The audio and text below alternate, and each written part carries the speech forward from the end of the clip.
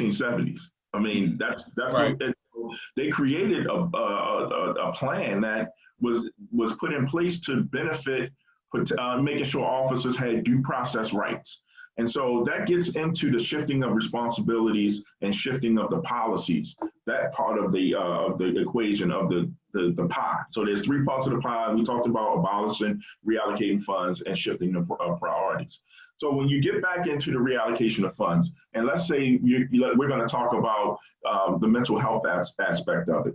I've asked this question and I can't get a straight answer. Where is the database of mental health professionals that are ready to respond to a situation where a person is in a non-controlled environment who is having a behavioral crisis?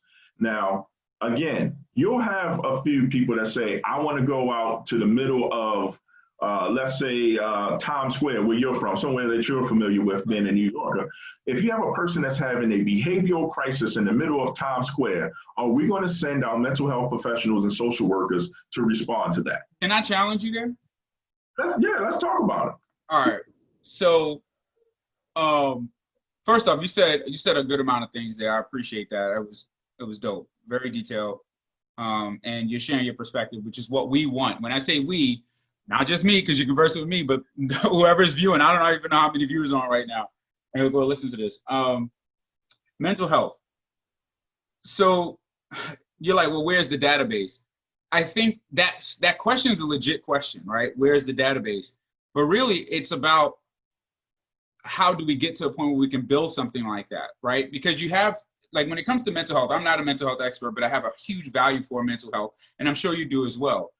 You have the police, who are definitely responders, right, to incidents that are occurring out in the community, and your knowledge of mental health, which is going to be important. And then the part you just brought up on, like, the mental health professionals that are just ready and willing and able to show up to help de-escalate an issue, right? Why can't they both actually exist? So you're saying, where's the database? But I don't know if that's a fair question. This is where I'm challenging a little bit. A fair question. We know it probably doesn't exist, but it needs to be created. And in order to possibly do that, and again, I'm not speaking like for any city or whatever, in order to do that, maybe some fund shifting needs to occur to make that happen, to invest in that. I don't know. You see what I'm saying? But is that a fair question? Say, where's the database? That's why I'm pushing back to be like, hey, you know. The question is fair, because if they exist, they're being paid by someone. And if they exist, why do you need the funds from police departments to be shifted to that and make that a priority? But what if they don't exist? That's what I'm trying to say. Like, if they do. They exist, and let me tell you how they exist. Okay.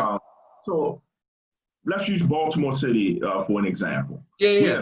We have major hospitals that employ these professionals, and they're excellent. They're excellent at what they do because they do it in a controlled environment within the grounds of their hospital. In fact, prior to becoming a police officer, I worked at a local hospital as a security officer, and we had a controlled environment. Mm-hmm. And so when you have these professionals that are not in their element, they're outside on the street, that becomes a situation where I think that if we both respond, if you send the mental health professional along with policing, along with police officers, then you could probably not have the police officer as the person that is out in front. So there is a model that exists that should be evaluated, but why shift all of the resources? You got police departments throughout the country that are shifting police budgets by 50%, 20%, and things like that. And now crime is skyrocketing in their communities because they're defunding and trying to shift towards this model that doesn't exist, that they want to create and use as a template. If we're the best option right now, until we have something better, then why shift it? Why take the money and reallocate it? So is your argument around defunding the police more around removing funds than it is adding funds for those services? I think that you should add funds for those services. I think that when you look at budgets, why only defund the police? Look at Parks and Recs. Look at the transportation division. Look at everyone's budget and see where a city can be beneficial in shifting, reallocating resources in order to make mental health more of a priority if that's the issue right now. But I look at our major American cities, and mental health is not our major problem. Chicago, Baltimore City, New York City, Los Angeles, our major problem is crime and homicide. That's our major problem. People dying and being shot in the street. That's our major problem. So let's focus on what. Can I cut in there? Can I cut in there? Let's cut in. Finish your statement real quick. Hold on. Let's focus on. But I want people to prioritize. People that are in leadership positions. Let's prioritize on what's real. I mean, there's a perception that we need more mental health. There's a perception that we need more social workers. And look, again, policing, we're not going to solve all of the community's ills, because if you have this discussion about the deeper systemic issues, we can talk about that, but that's not the fault of the police. Right. So real quick, what you just said, and now before we go into homicide and crime rates and everything, because that's a whole nother ball of wax. But I do want to touch on the way you said that's our problem, and I'm going to speak from my perspective only. That like our main problem is that I feel you, but I would almost say not a police or 911 focused version of mental health, but I will say the crime, the murders that have happened, etc., is still part of mental health issues. For someone to get up and kill someone, there's obviously something off up here.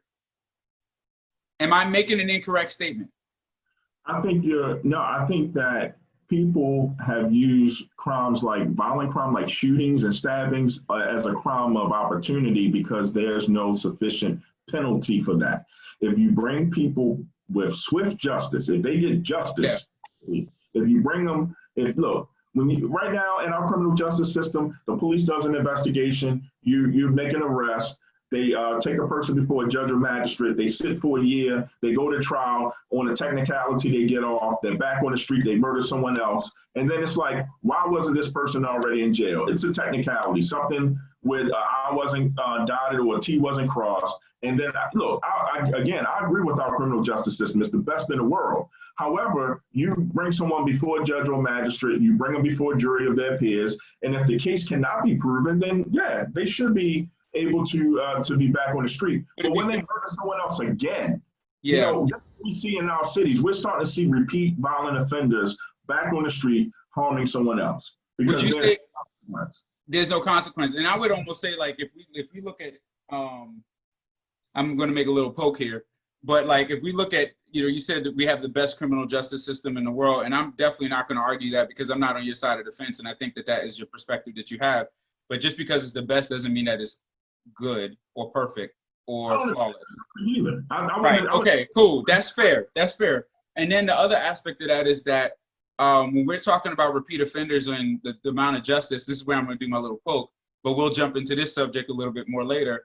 And the justice that's deserved of the people who are committing the crimes, some would actually say, inclusive of myself, it's actually the same thing that happens with the cops not getting the justice that they should, based off of the actions that they've taken against people who they're supposed to protect.